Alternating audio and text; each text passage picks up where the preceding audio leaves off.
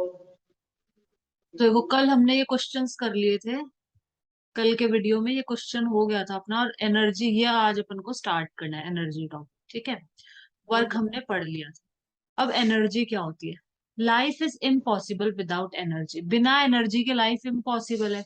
Energy चाहिए होती है ना काम करने के लिए, और वो एनर्जी किससे मिलती है? फूड से मिलती है, भोजन से मिलती है। The demand for energy is ever increasing. Energy की डिमांड इंक्रीज ही होती जा रही है, बढ़ती ही जा रही है। जैसे सोलर एनर्जी होगी, इलेक्ट्रिक एनर्जी होगी, मतलब लोग इतना यूज कर लेते हैं कि एनर्जी की डिमांड एक तरह से बढ़ती जा रही है। Where do we get energy? Energy हमें कहाँ से मिलती है? The sun is the biggest natural source of energy to us. Sun सबसे बड़ा नेचुरल सोर्स है एनर्जी देने के लिए। ठीक है, सन से अपन को सोलर एनर्जी मिलती है। ठीक है, एनर्जी कई तरह की होती है, इलेक्ट्रिकल एनर्जी, सोलर एनर्जी, कई तरह की, मैकेनिकल एनर्जी। तो सन से हमें नेचुरल सोर्स है सन, और एनर्जी का, ये हमें एनर्जी देता है। Many of our energy sources are derived from the sun. ज्यादातर अपने जो एनर्जी सोर्सेज है ना, मतलब जो अपन को एनर्जी मिलती है, वो ज्यादातर सन से ही डिराइव्ड है, वो सोर्सेज सारे।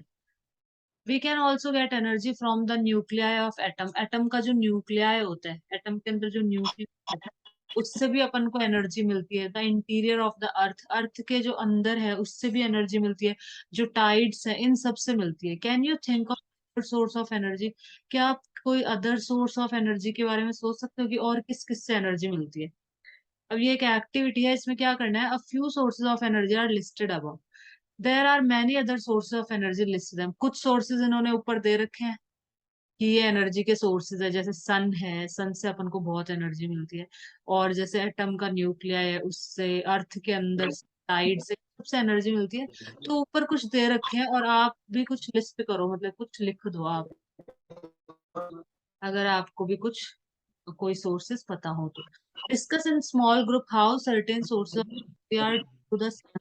और ये सन से, मतलब अगर ये मतलब सन के ही सोर्सेज हैं, ये जो एनर्जी सोर्सेज हैं ये सन के ही सोर्सेज हैं, तो ये किस तरीके से है, कैसे है, मतलब are there sources of energy which are not due to sun? और क्या कुछ ऐसे सोर्सेज हैं जो, मतलब सन से डायरेक्ट, मतलब सन से एक तरह से एनर्जी हमें नहीं मिल रही? क्या इस तरह के कुछ सोर्सेज हैं? तो उनको दोनों को अलग अलग वो लिस्ट करना है हमें, अलग करना है। ठीक है ना? मतलब कुछ एनर्जी सोर्सेस सन से डिराइव्ड होते हैं, कुछ एनर्जी सोर्सेस सन से डिराइव्ड नहीं होते।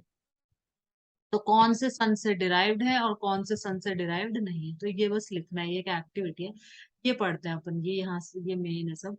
The word energy is very often used in our daily life. हम डेली लाइफ में एनर्जी बहुत यूज करते हैं कि मेरे में एनर्जी नहीं है, अब थक गई, मेरे में एनर्जी नहीं है। ठीक है, but in science we give it a definite and precise meaning. लेकिन साइंस में हम इसको एक डेफिनेट मीनिंग देते हैं। अपन डे टू डे लाइफ में तो ऐसे ही बोल देते हैं ना कि अब मैं फूड खाऊंगी तभी मेरे अंदर एनर्जी आएगी वापस से, और अब मैंने इतना काम कर लिया कि मेरी एनर्जी खत्म हो गई, इस तरह से बोलते हैं। लेकिन साइंस में इसको बहुत ही एग्जैक्टली डिफाइन किया गया है, बहुत ही डेफिनेट और प्रिसाइज मीनिंग है इसकी कुछ, है ना? Let us consider the following example. जैसे कि एक एग्जांपल देखते हैं यहाँ पे। When a fast moving cricket ball hits a stationary wicket, the wicket is thrown away. जब क्रिकेट खेलते हैं ना, तो क्रिकेट के अंदर क्या होता है, जब बॉल से, when fast moving cricket ball hits a stationary wicket, stationery मतलब एक जगह खड़ा हुआ, जो विकेट होता है, विकेट ऐसे खड़े होते हैं ना, ये तीन जो, ये हमारे ऐसे ऐसे होते हैं, ठीक है ना? और ये जो बैट्समैन होता है, बैट्समैन इसके आगे खेल रहा है। ठीक है, बॉल अगर इसको हिट करती है, ये तो स्टेशनरी, स्टेशनरी मतलब एक जगह पे खड़ा है, स्टेशनरी। ठीक है, तो ये तो विकेट है। और और कोई बॉल अगर इसको हिट करती है, बॉल आके इस पे टकराती है, तो ये विकेट दूर जाके गिरता है। तो वह ना फास्ट मूविंग क्रिकेट बॉल, जब बहुत ही तेजी से कोई क्रिकेट बॉल आती है और वो हिट करती है, हिट मतलब टकराती है किससे? स्टेशनरी विकेट से। जो विकेट है स्टेशनरी है, मतलब एक जगह पे खड़ा हुआ है, इससे जब वो टकराती है, तो the wicket is thrown away, तो जो विकेट है ये दूर जाके गिर जाता है ना। Similarly, an object when raised to a certain height gets the capability to do work. इसी तरीके से क्या होता है, जब किसी ऑब्जेक्ट को, व्हेन एन ऑब्जेक्ट, देखो इसमें ये चीज ध्यान रखना खुशी, ये स्टेशनरी एक तो ये मीनिंग होती है, और एक स्टेशनरी में ई भी होता है यहाँ पे, ई। ठीक है, ये तो स्टेशनरी होता है अपना, मतलब स्टेशनरी खड़ा है एकदम, स्टिल है, हिल नहीं रहा है, मतलब ठीक है, एक ही जगह पे खड़ा है। और ERY स्टेशनरी होता है ना, वो होता है जो शॉप होते हैं ना जिसमें पेन पेंसिल ये सब अपन को मिलती है। देखो मैं यहाँ से दिखा देती हूँ एक बार।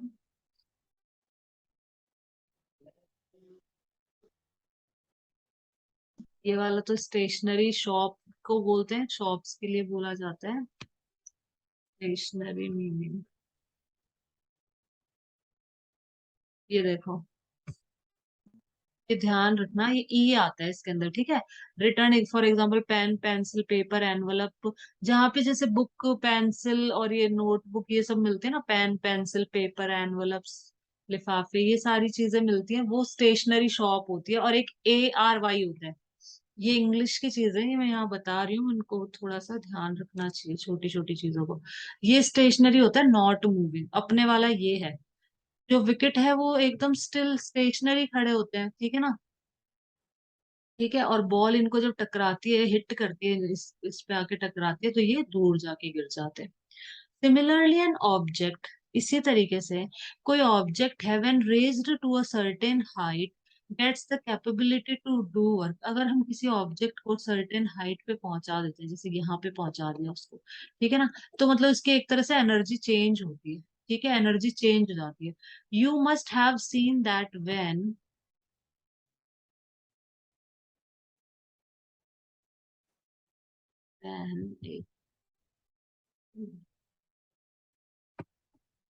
you must have seen that when a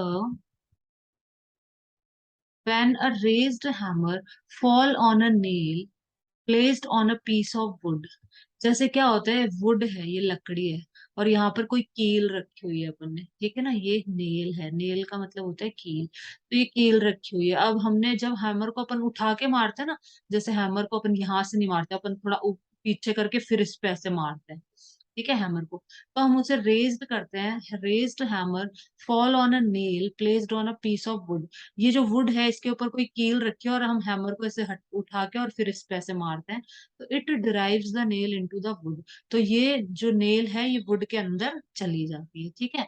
We have also observed children winding a toy such as a toy car, and when the toy is placed on the floor, it starts moving. We have also observed children winding a toy such as toy car, and when the toy is placed on the floor, it starts moving. वो नहीं होता है, when a balloon is filled with air and we press it, we notice a change in its shape.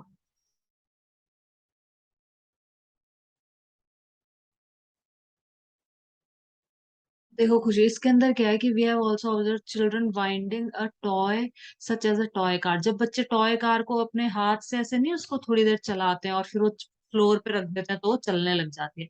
थोड़ी देर अपन वो car नहीं आती है उसको हाथ से, तो थोड़ा सा अपन उसको उसके टायर्स को ऐसे घिसते हैं फ्लोर पे और फिर उसको फ्लोर पे रख देते हैं तो वो चलने लग जाती है। When the toy is placed on the floor, तो ये चीज लिखा है यहाँ पे, इट स्टार्ट मूविंग, तो वो जो कार है टॉय कार, खिलौने वाली कार है, वो चलने लग जाती है।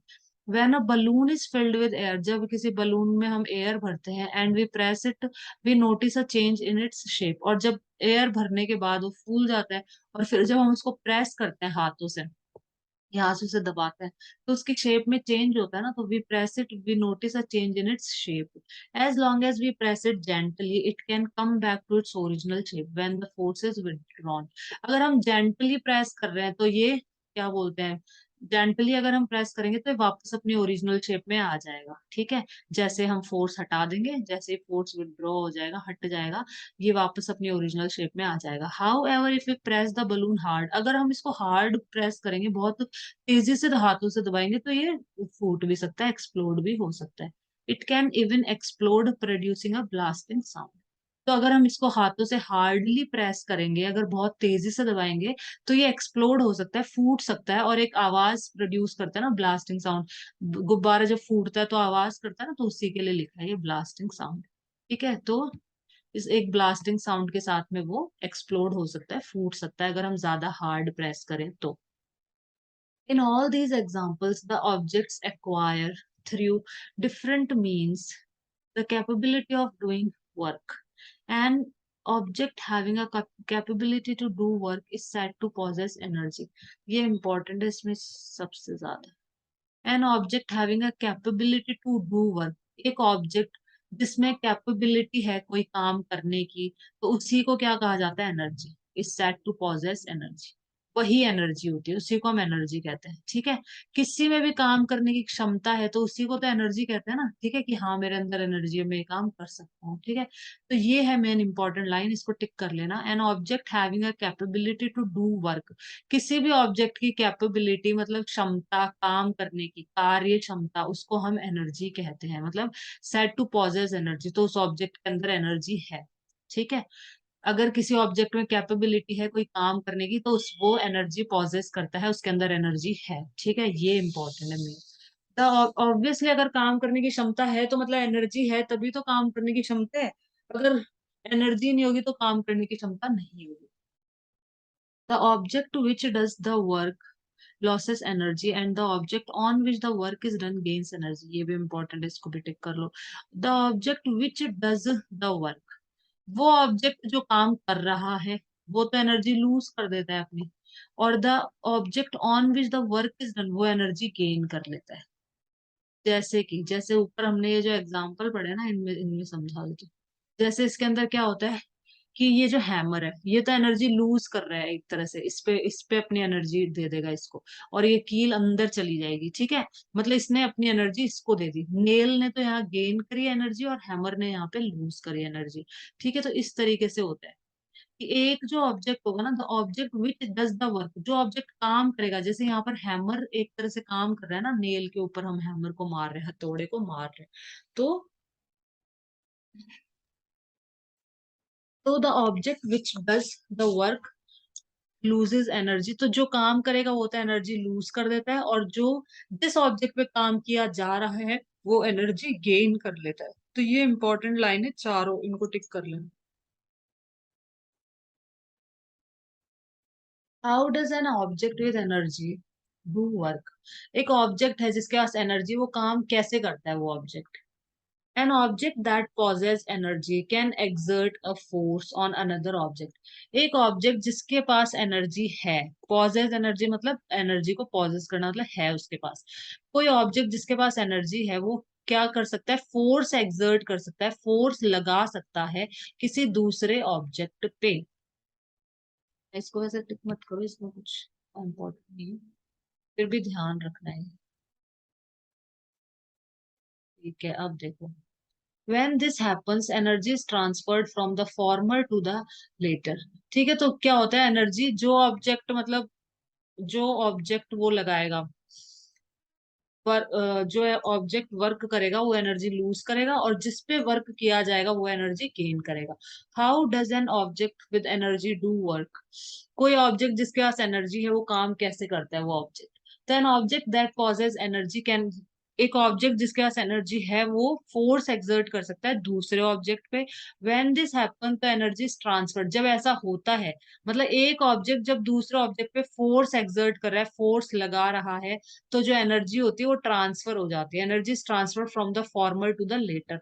तो एनर्जी जैसे कि मैं एग्जांपल दे देती हूँ, वैसे तो इसमें आगे दे रखा होगा एग्जांपल, फिर भी चलो, मैं दे ही रखा होगा, चलो आगे पढ़ लेते हैं।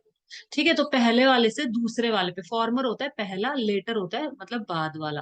तो पहले वाले से और दूसरे वाले में एनर्जी ट्रांसफर हो जाती है। जैसे चलो दे देती हूँ मैं एग्जांपल, जैसे इसी का ले लो वापस से, हैमर और नेल का ही ले लो। ठीक है, इसमें क्या होता है? हैमर अपनी एनर्जी किसको दे रहा है? इसको एनर्जी ट्रांसफर, तो एनर्जी इसमें ट्रांसफर हो रही है। ये तो लूज कर देगा और ये गेन कर लेगा। ठीक है, एनर्जी कभी भी तो क्रिएट नहीं की जाती, और कभी भी एनर्जी क्या है, खत्म नहीं होती, ना तो क्रिएट होती है ना डिस्ट्रॉय होती है, वो ट्रांसफर होती है।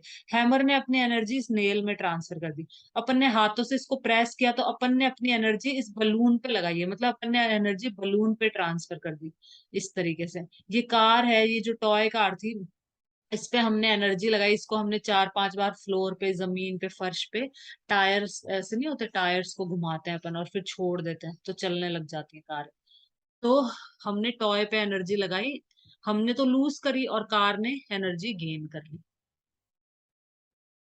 तो ट्रांसफर होती है एनर्जी, ये भी ध्यान रखना, ये भी वैसे इंपॉर्टेंट है, वैसे आगे आ जाएगा ये। द सेकेंड ऑब्जेक्ट में move as it receive energy, जो दूसरा ऑब्जेक्ट है वो मूव भी कर सकता है क्योंकि उसमें उसने एनर्जी रिसीव कर ली है।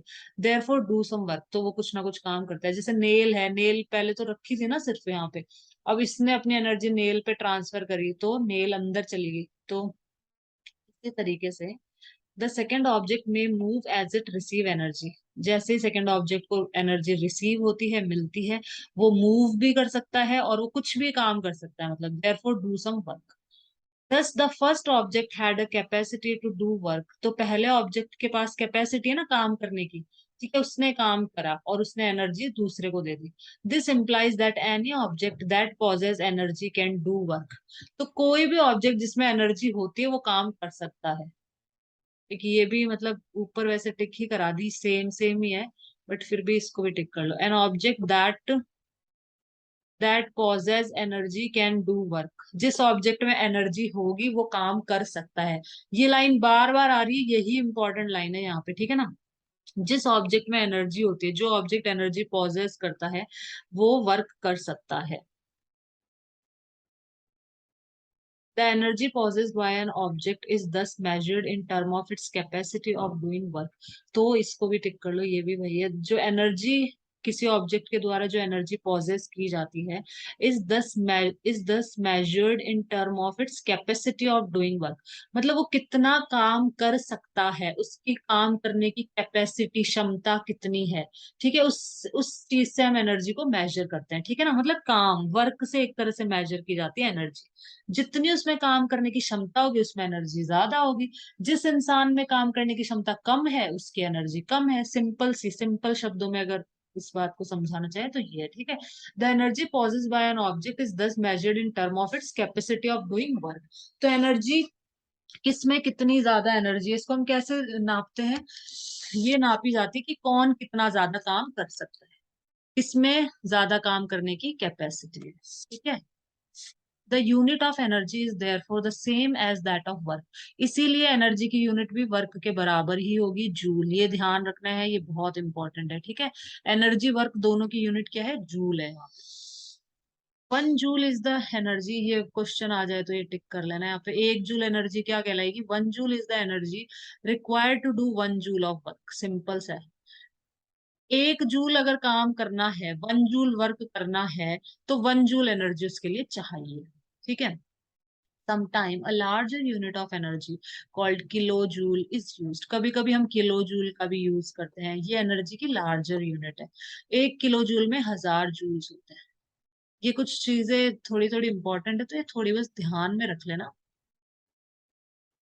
एक तो एनर्जी की यूनिट और वर्क की यूनिट सेम होती है, जूल, ये ध्यान रखना है, ठीक है। क्यों क्यों सेम होती है, क्योंकि एनर्जी, हम एनर्जी को कैसे मेजर करते हैं कि किसी ऑब्जेक्ट में कितनी एनर्जी है, तो उसमें जितनी काम करने की क्षमता होगी, जितनी उसमें काम करने की कैपेसिटी होगी, वर्क करने की कैपेसिटी होगी, उतनी ही उसके अंदर एनर्जी है। इसलिए एनर्जी और वर्क की जो यूनिट है यहाँ पे सेम है। अब देखो इस पूरे में जो मेन मेन चीज है ना वो मैंने ये टिक कर दिए।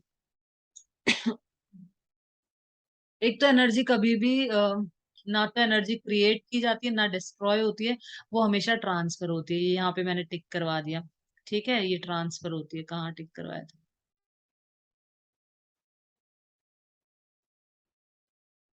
Loses object work done gain energy, तो एनर्जी क्या होती है, ट्रांसफर होती है एक ऑब्जेक्ट से दूसरे ऑब्जेक्ट। ठीक है, ये टिक करवा दिया था मैंने कहीं पे। फॉर्म्स ऑफ एनर्जी, एनर्जी की फॉर्म्स मतलब इसके एक तरह से प्रकार समझ लो। Luckily the world we live in provides energy in many different form, जिस संसार में हम रहते हैं तो बहुत डिफरेंट फॉर्म्स में एनर्जी है इस संसार के अंदर। The various forms include mechanical energy, ये बताया ना मैंने, बहुत अलग अलग तरह की मतलब एनर्जी के अलग अलग फॉर्म्स होती हैं, जैसे मैकेनिकल एनर्जी, इन सब के बारे में पढ़ेंगे।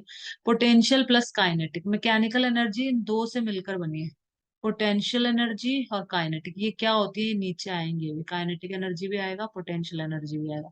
इन दोनों से मिलकर हमारी मैकेनिकल एनर्जी, ठीक है। हीट एनर्जी होती है, ठीक है, जो हमें सन से हमें लाइट एनर्जी भी मिलती है, हीट एनर्जी भी मिलती है। केमिकल एनर्जी भी होती है। केमिकल एनर्जी क्या होती है, जो अपनी बैटरी होती है ना, फोन की बैटरी, वो उसके एक तरह से केमिकल होता है अपनी बैटरी के अंदर, तो वहां से फोन को केमिकल एनर्जी मिल रही है, ठीक है ऐसे। इलेक्ट्रिकल एनर्जी, इलेक्ट्रिकल एनर्जी, ये इलेक्ट्रिकल एनर्जी की वजह से एक तरह से फैन चल रहा है, ठीक है। इलेक्ट्रिकल मैकेनिकल में कन्वर्ट होती है। तो इलेक्ट्रिकल एनर्जी, लाइट, ये कुछ एनर्जी की फॉर्म है, बस ये थोड़े नाम ध्यान रखने हैं अभी। ठीक है, इसमें पोटेंशियल और काइनेटिक अपने इसमें चैप्टर में मतलब एक्सप्लेन की जाएगी, बाकी और हायर क्लासेस में पढ़ लेंगे, ठीक है। अभी सिर्फ इतना ध्यान रखना है कि ये इस तरह की एनर्जीज होती हैं। Think it over, how do you know that some entity is form of energy, discuss with your friends and teacher. अब आगे चलते हैं, तो इसमें थोड़ा सा पढ़ देती हूँ फटाफट। James Prescott Joule was an outstanding British physicist. He is best known for his research in electricity and thermodynamics. Amongst other things, he formulated a law for the heating effect of electric current. He also verified experimentally the law of conservation of energy and discovered the value of mechanical equivalent of heat. The unit of energy and work called joule is named after him. इसी के नाम पे ये जो energy, ये ध्यान रख लो बस थोड़ा सा, वैसे तो ये क्वेश्चन आते नहीं है यहाँ से, फिर भी बस इतना सा ध्यान रख लो। The unit of energy and work called joule is named after him. इनके नाम के बाद मतलब इन्हीं के नाम पे पड़ी है, ठीक है। ये यूनिट का जो नाम है ना, मतलब एनर्जी की यूनिट जूल, वर्क की यूनिट भी जूल, ये इनके नाम पे पड़ा है, जेम्स प्रेस्कॉट जूल, इनके नाम पे, ठीक है। ये बहुत अच्छे फिजिशिस्ट थे, ब्रिटिश के, वेल नोन थे, और इन्होंने रिसर्च करी थी इलेक्ट्रिसिटी पे, थर्मोडायनेमिक्स पे, और इन्होंने ही फॉर्मुलेटेड अ लॉ, इन्होंने एक लॉ भी बनाया था, heating effect of electric current. जब अपन चार्जर को ही उस पे लगाते हैं, अपन चार्ज में लगाते हैं ना, तो इलेक्ट्रिकल एनर्जी किस में कन्वर्ट, हीट एनर्जी में भी कन्वर्ट होती है वो, तो उसको कहते हैं उसको कहा जाता है, ये पढ़ोगे वैसे तुम, उसको कहा जाता है heating effect of electric current. तो इन्होंने तो ये सब काम किए थे, और इनके नाम पर ही ये जूल पड़ा है, ठीक है। ये एग्जाम में वैसे आता नहीं है, पूछा नहीं जाता इतना। काइनेटिक एनर्जी, ये इंपॉर्टेंट है। देखो इसमें अभी तक क्या क्या इंपॉर्टेंट है, मैं वापस से बता देती हूँ सारी चीजें। एक तो सबसे पहले एनर्जी, एनर्जी क्या होता है, एनर्जी क्या होता है, मतलब काम करने की कैपेसिटी, ठीक है, किसी भी ऑब्जेक्ट की कैपेसिटी काम करने की। यहाँ तक मैं पूरा एक्सप्लेन कर देती हूँ जो भी इम्पोर्टेंट था, मतलब अभी तक जितना भी पढ़ा है ना उसमें इम्पोर्टेंट क्या था। सबसे पहले एनर्जी क्या होती है, एनर्जी क्या होती है, काम करने की क्षमता, हिंदी में कहा जाए सिंपल शब्दों में तो काम करने की क्षमता, कार्य क्षमता, उसी को एनर्जी कहा जाता है। एनर्जी मतलब किसी ऑब्जेक्ट में काम करने की, वर्क करने की कैपेसिटी कितनी है, उसमें क्षमता कितनी है काम करने की, कितनी कैपेसिटी है वर्क करने की, उसको कहा जाता है एनर्जी, सिंपल, ठीक है। मतलब जितनी काम करने की कैपेसिटी अगर ज्यादा होगी तो एनर्जी भी वो ज्यादा पॉजेस करेगा, उसमें ज्यादा एनर्जी होगी, ठीक है। एनर्जी की यूनिट होती है जूल, ये ध्यान रखना है। एनर्जी ट्रांसफर होती है एक ऑब्जेक्ट से दूसरे ऑब्जेक्ट में, ये ध्यान रखना है। और जिस ऑब्जेक्ट में एनर्जी होगी वो वर्क कर सकता है, सिंपल सी बात है, ये ध्यान रखना है, ठीक है। तो जो ऑब्जेक्ट काम करेगा वो एनर्जी लूज करेगा, जिसके ऊपर काम किया जाएगा वो ऑब्जेक्ट एनर्जी को गेन कर लेगा। ये छोटी छोटी चीजें ध्यान में रखनी है। काइनेटिक एनर्जी,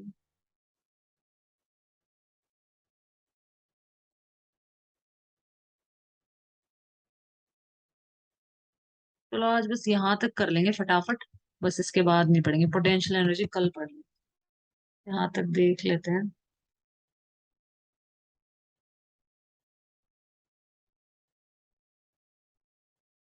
काइनेटिक एनर्जी, ये activities, activity, take a heavy ball, एक बॉल लो, drop it on a thick bed of sand. एक बॉल ले ली और उसको, मिट्टी है यहाँ पे, ठीक है ना, सैंड है, थिक बेड ऑफ सैंड मतलब मिट्टी का ऐसे बेड बना लो, मिट्टी है मतलब, इसके ऊपर हमने इस बॉल को, हैवी बॉल है, इसको ड्रॉप कर दिया, गिरा दिया। A wet bed of sand would be better, मतलब ये गीला ले लो, जो सैंड का ये जो हमने बेड है इसको वेट, वेट मतलब गीला लो, drop the ball on the sand bed from a height of about 25 centimetre, ऊपर से इस बॉल को ड्रॉप करो, गिराओ। ठीक है, इतने ऊपर से इसको नीचे गिराओ। The ball creates a depression, तो बॉल से यहाँ पे एक गड्ढा सा हो जाएगा। जैसे थोड़ी गीली जमीन होगी ना, थोड़ा गीला गीला होगा, तो इस बॉल से यहाँ पे एक डिप्रेशन मतलब एक गड्ढा सा हो जाएगा थोड़ा सा। Repeat this activity from height of 50, फिर इसकी डबल हाइट ले लो, डबल जगह से फेंक के देखो, दूसरी जगह फेंक लो मतलब, फिर वहां पे repeat this activity from height of 50, फिर 1 मीटर की हाइट लो, फिर 1.5, मतलब हाइट बढ़ाते जाओ और इसको फेंकते जाओ। Ensure that all the depression are distinctly visible, अलग अलग जगह फेंकना है, ठीक है ना, ये नहीं एक ही जगह। जैसे कि सैंड का बेड है, ठीक है, मतलब गीली मिट्टी है, बहुत सारी मिट्टी रख लो, गीली मिट्टी, और उस पे ये बॉल, ये वापस से बना देती हूँ diagram.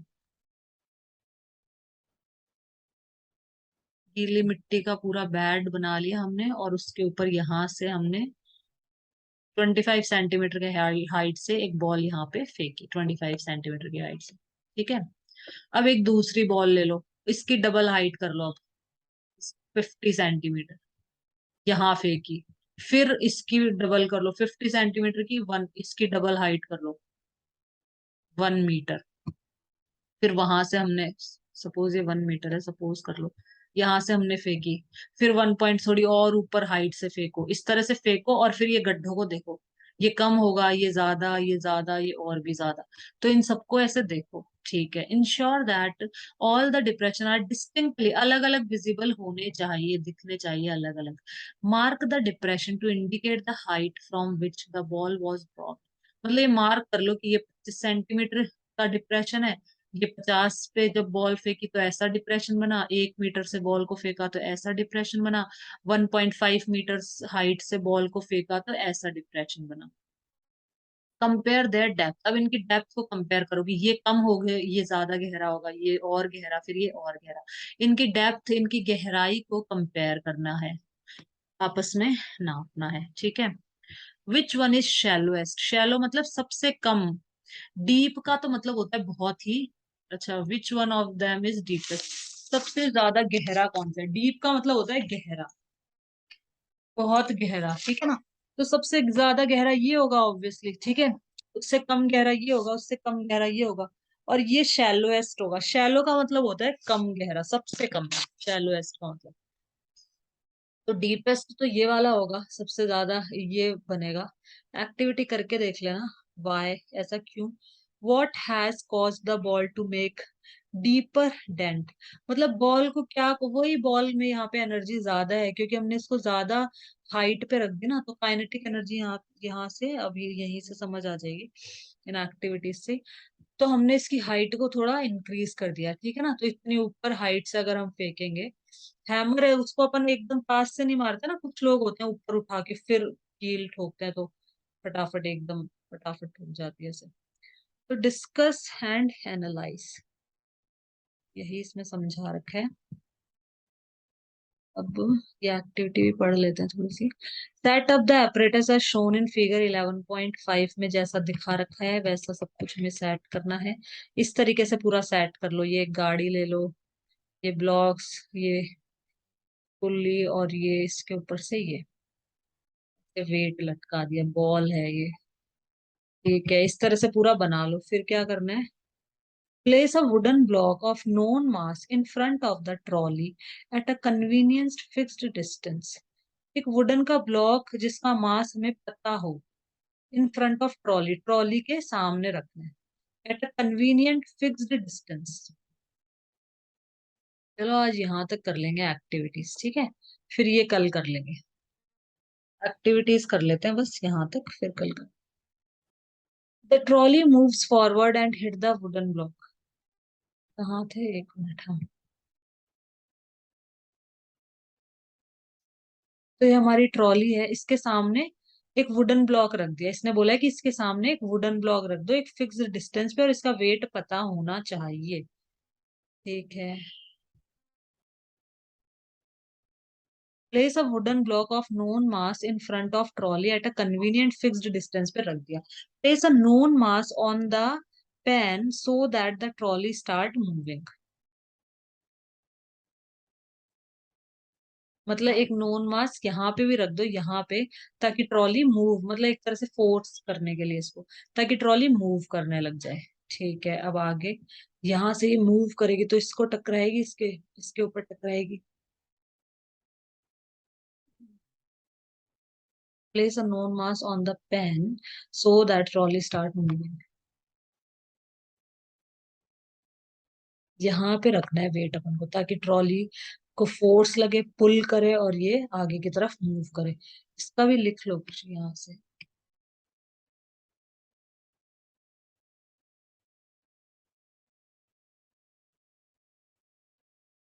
Metal container with a handle or handles that is used for cooking food in or content of a pan. एक तो पैन होता है जिसमें अपन खाना बनाते हैं, ठीक है, वो है। Including all of something connected with the whole of something, अंदर से संबंधित।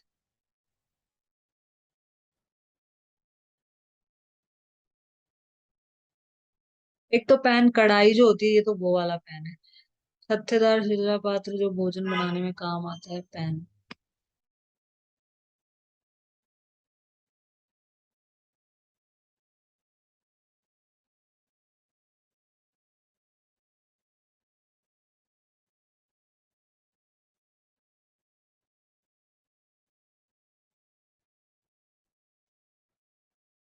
तो यहाँ पे ताकि ये चलने लग जाए, ठीक है ना, ये मूव करने लग जाए, यहाँ पे भी एक वेट रख देंगे। The trolley moves forward and hits the wooden block. ये ट्रॉली आगे की तरफ जाएगी और इसको वुडन ब्लॉक को हिट करेगी, यहाँ से टायर से यहाँ पे इस पे इसको मारेगी। ठीक है, तो वुडन ब्लॉक खिसक के आगे आ जाएगा। The trolley moves forward and hits the wooden block. Fix a stop on the table in such a manner that the trolley stops after hitting the block. Block को हिट करने के बाद ये रुक जाए, इस तरह से कुछ हमें मतलब यहाँ पे लगाना है, ताकि ये ब्लॉक को हिट करके और रुक जाए। Fix a stop on the table in such a manner that the trolley stops after hitting the block. Block को हिट करने के बाद ये रुक जाए, इस तरह से हमें कुछ ना कुछ यहाँ पे क्या लगाना है, इसके लिए स्टॉप लगाना है, ट्रॉली स्टॉप लगाना है। The block gets displace. Block displace हो गया ना, मतलब अपनी जगह से हिल गया, अपनी जगह से यहाँ आ गया। ये है, पहले तो इसको चलाने के लिए कुछ ना कुछ अपन को यूज करना पड़ेगा ताकि ये चल जाए, ठीक है। तो ये चल गई और फिर यहाँ इसको हिट किया और ये ब्लॉक यहाँ पे मूव कर गया। Note down the displacement of the block. Block का डिस्प्लेसमेंट कितना हुआ, यहाँ से लेके यहाँ तक आया ना ब्लॉक, तो ये ब्लॉक का हो गया हमारा डिस्प्लेसमेंट। मतलब इतना किसका है block. Note down the displacement of the block. This means work is done on the block by the trolley as block has gained energy. वो सिंपल कॉन्सेप्ट समझाने के लिए कर रहा है कि इसने वर्क किसने किया है, ट्रॉली ने किया है। किस पर किया है, ब्लॉक के ऊपर किया है। ठीक है, ब्लॉक ने एनर्जी गेन कर ली। देखो नोट डाउन क्या लिखा है, this means work is done on the block. Block पे काम किया गया है, किसके द्वारा, ट्रॉली के द्वारा। As the block has gained energy, तो वर्क जिस पे काम किया जाएगा वो एनर्जी गेन करेगा। वही चीज समझाने के लिए बस ये एक्टिविटीज दी है यहाँ पे। From where does this energy come, ये एनर्जी कहाँ से आई है, ट्रॉली से आई है एनर्जी। ट्रॉली पे जो फोर्स लगाया उसकी वजह से आई। Repeat this activity by increasing the mass on the pan, in which case the displacement is more, in which case is the work done more। In this, जहां पे एनर्जी ज्यादा होगी तो वर्क डन ज्यादा होगा और डिस्प्लेसमेंट भी ज्यादा होगा। सिंपल सी चीज है। In this activity the moving trolley does work and hence it possesses energy. जो मूविंग ट्रॉली है यहाँ पे इस एक्टिविटी में, जो चल रही जो ये ट्रॉली है, ये काम कर रही है, इसलिए इस ट्रॉली के अंदर क्या है, एनर्जी है, एनर्जी पॉजेस कर रही है। घुमा फिरा कर वही चीजें बताई हैं कि जिसके अंदर एनर्जी होती है वो वर्क करते हैं, वो ऑब्जेक्ट, जिस जिस ऑब्जेक्ट में एनर्जी होगी वो वर्क करेगा। ठीक है, ये चीजें बताइए। कितना है ये, कितना रह गया रह गया ये। चलो ठीक है, फिर अपन ये कल कर लेंगे, ठीक है। ये हमने एक्टिविटीज कर लेना यहाँ, और इसमें जो जो इम्पोर्टेंट होगा वो सब मैं वापस से बता दूंगी, ठीक है। तो आज बस इतना ही करेंगे, बाकी का कल करेंगे अपन, यहाँ से कल स्टार्ट करेंगे। ठीक है, इन एक्टिविटीज में बस यही समझा रखा है कि जिसमें जितनी ज्यादा एनर्जी होगी ना उतना ज्यादा वर्क होगा। ठीक है, ये समझा रखा है दोनों एक्टिविटीज में। जो ज्यादा एनर्जी पॉजेस करेगा वो ज्यादा वर्क करेगा। और ये समझा रखा है कि जैसे ट्रॉली यहाँ पे वर्क कर रही है, ठीक है, इसमें एनर्जी है, और ये अपनी एनर्जी किसको ट्रांसफर कर देगी, ब्लॉक को। इसी वजह से वो ब्लॉक डिस्प्लेस हो रहा है, वो ब्लॉक हिल जाएगा, आगे की तरफ मूव कर जाएगा। ठीक है, आगे हम और पढ़ेंगे काइनेटिक एनर्जी के बारे में, ये कल करेंगे अपन, बस आज इतना ही करते हैं।